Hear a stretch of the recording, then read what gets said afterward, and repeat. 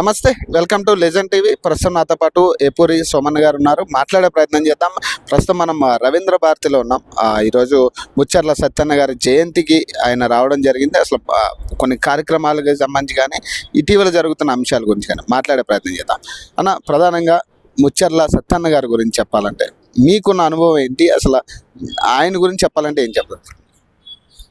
తెలంగాణ ఉద్యమంలో తొలితరం వైతాళికుడు, గొప్ప ప్రజావాగ్యకారుడు, గొప్ప రచయిత.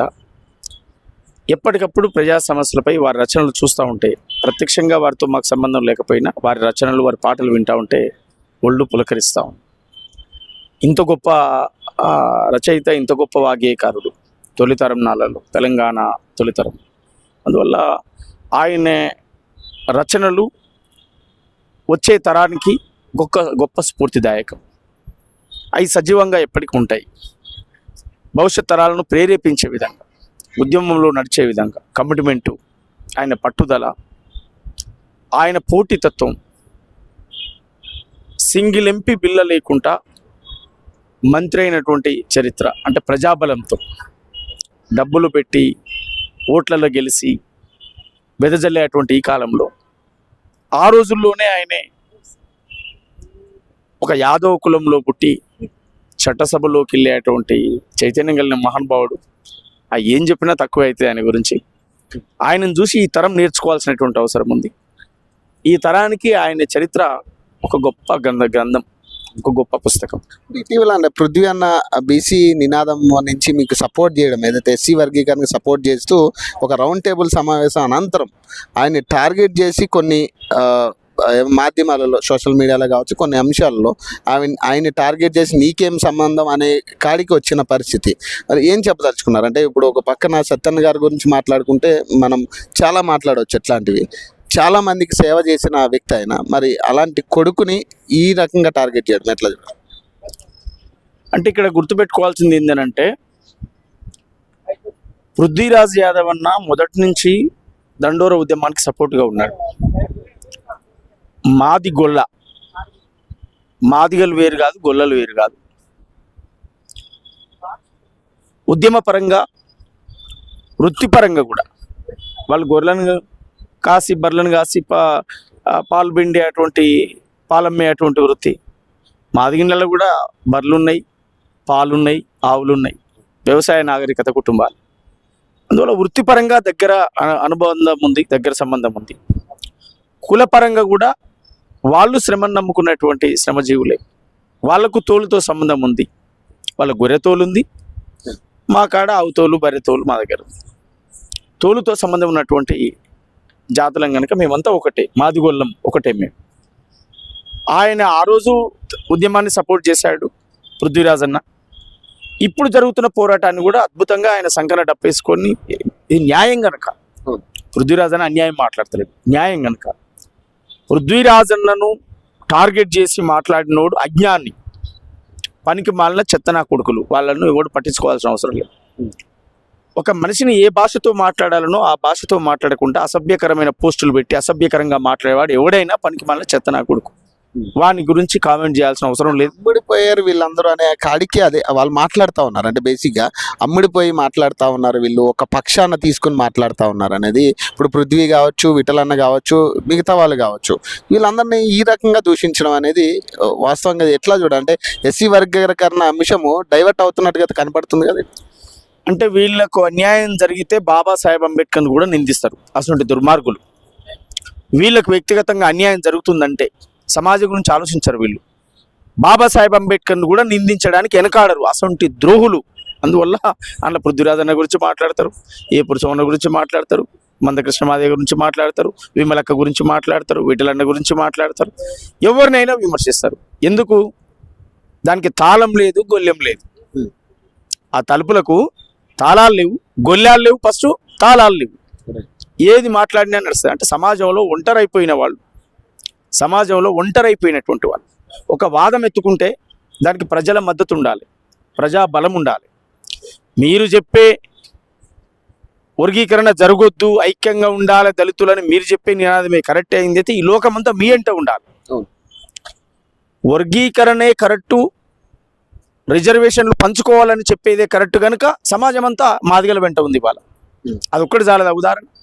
అంటే మొన్న మాలలు కూడా ఒక రౌండ్ టేబుల్ సమావేశం పెట్టి ఇది రాజ్యాంగబద్ధంగా లేదు కాబట్టి మేము వ్యతిరేకిస్తా ఉన్నాం, అసలు రాజ్యాంగబద్ధంగా చేయట్లేదు వీళ్ళు, అసలు అంబేద్కర్ రచించిన రాజ్యాంగం వేరు, వీళ్ళు పాటిస్తున్న రాజ్యాంగం వేరు అనేది వాళ్ళు మాట్లాడుతూ ఉన్నారు. అంటే మీరు వినే ఉంటారు నాకు తెలుసు.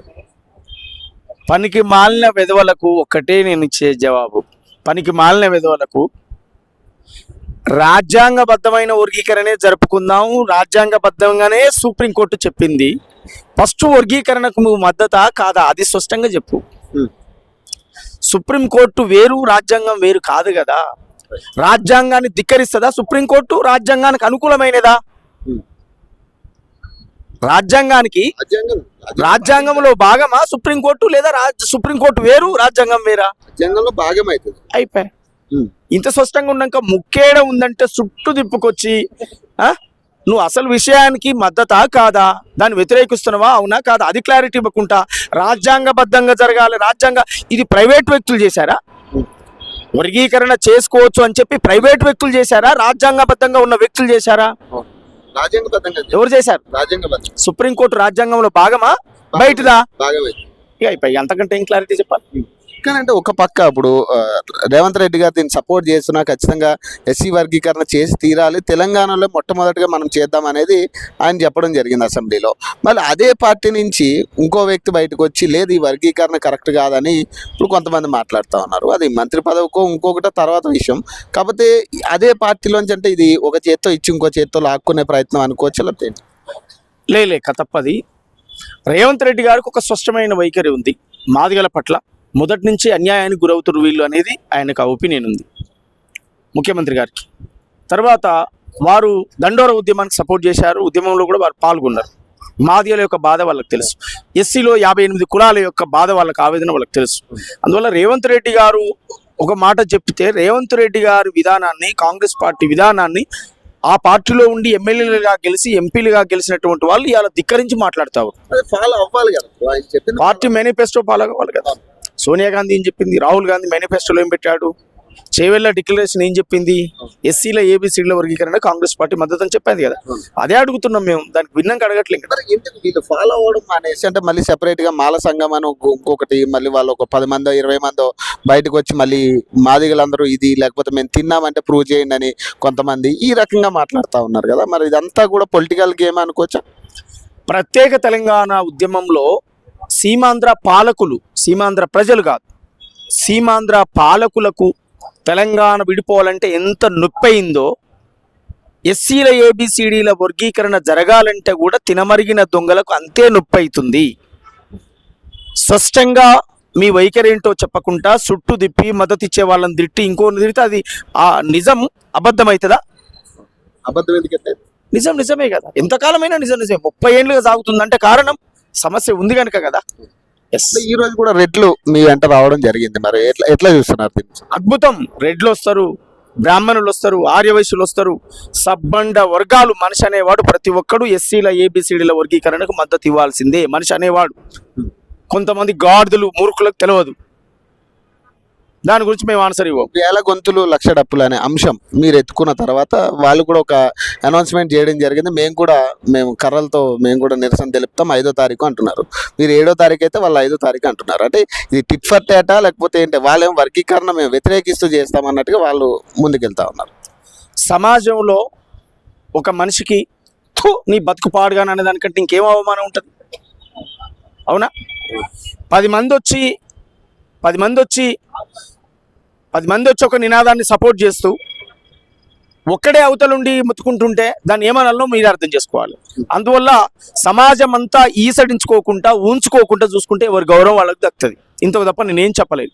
ఎందుకంటే రాజ్యాంగబద్ధంగా సుప్రీంకోర్టు ఇచ్చినటువంటి తీర్పుకు అనుకూలంగా వర్గీకరణకు మేము మద్దతే అనే గౌరవాన్ని పెంచుకుంటే గౌరవం పెరుగుతుంది. రిజర్వేషన్లు పంచుకుందాం, దళితులుగా అందరం కలిసి ఉందాం అంటే గౌరవం పెరుగుతుంది. లేకపోతే సమాజం తూ తూ అని ఊంచుతుంది. Thank you.